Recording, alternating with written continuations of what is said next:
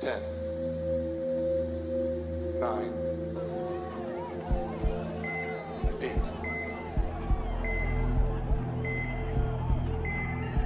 So the Lord God caused the man to fall into a deep sleep. And while he was sleeping, he took one of the man's ribs and then closed up the place with flesh. 7, 6, 5, 4. I was born a male. I started living as a female when I was 19 years old, had a sex change when I was 30 years old. I've now been living as a woman for 28 years, and I fully regret this. Nobody can change genders. It's impossible. It's delusional. It's a mental illness. Then the Lord God made a woman from the rib he had taken out of the man, and he brought her to the man. Once I finally had the surgery, I went, oh, this was the wrong thing to do. It was the wrong thing to do to cut off my male anatomy. The man said, "This is now bone of my bones and flesh of my flesh. She shall be called woman, for she was taken out of man. That is why a man leaves his father and mother and is united to his wife, and they become one flesh." The fact of the matter is that 40% of people who are attempting suicide are people who regret ever changing genders. Lift off, Falcon 9. Vehicles clear to tower.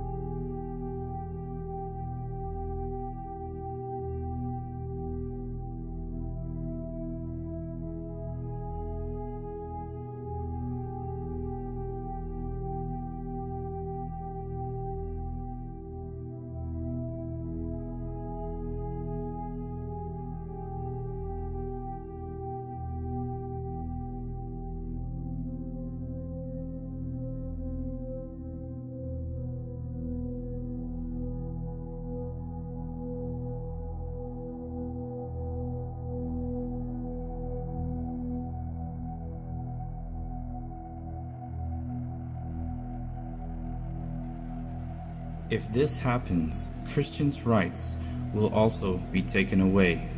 They will have to go against their biblical statements of faith. Christians will be persecuted for their sincerely held beliefs as never before in the land of America where freedom is to rule.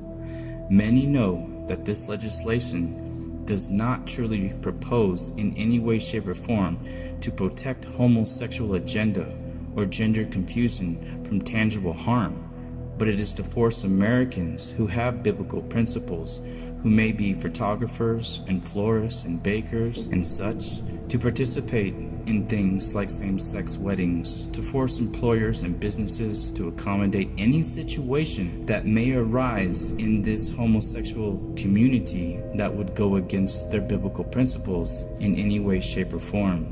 America is truly changing into the system of the Antichrist. Truly, the world is becoming what the mother of harlots, modern-day Babylon, has always wanted it to become for these last days, just before the Son of God will return, confused. This land is becoming so confused that they don't know what they are getting themselves into.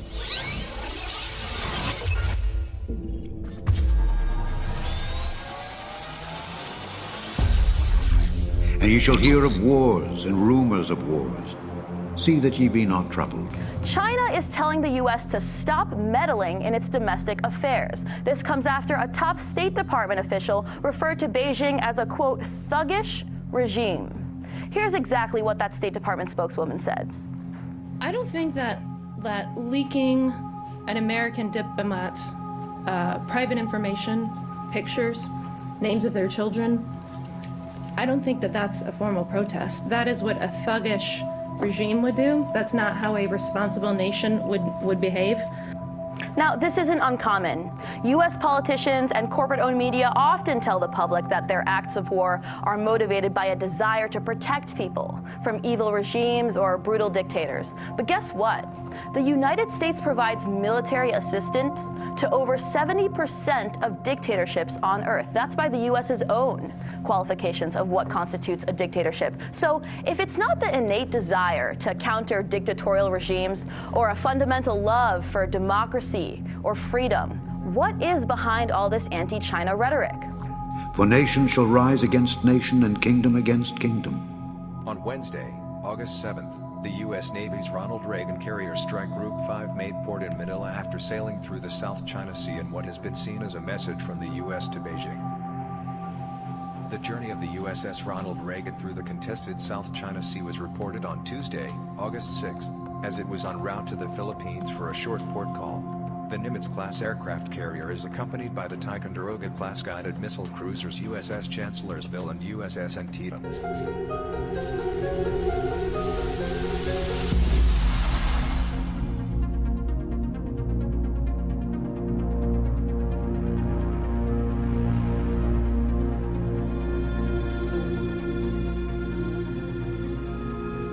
The U.S. Army's major Pacific area exercise in 2020 will focus on China-based scenarios in the South and possibly East China Seas.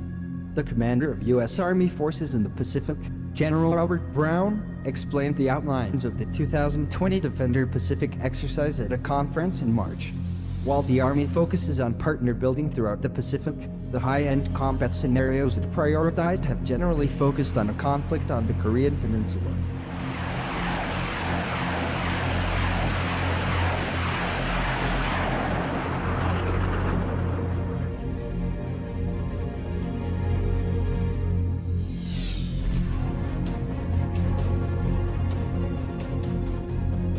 The exercise will deploy a division-sized force to the South China Sea to augment Army forces already stationed forward in the Western Pacific and operate in traditional U.S. partner nations like the Philippines and Thailand, but also may go to Malaysia, Indonesia, and Brunei.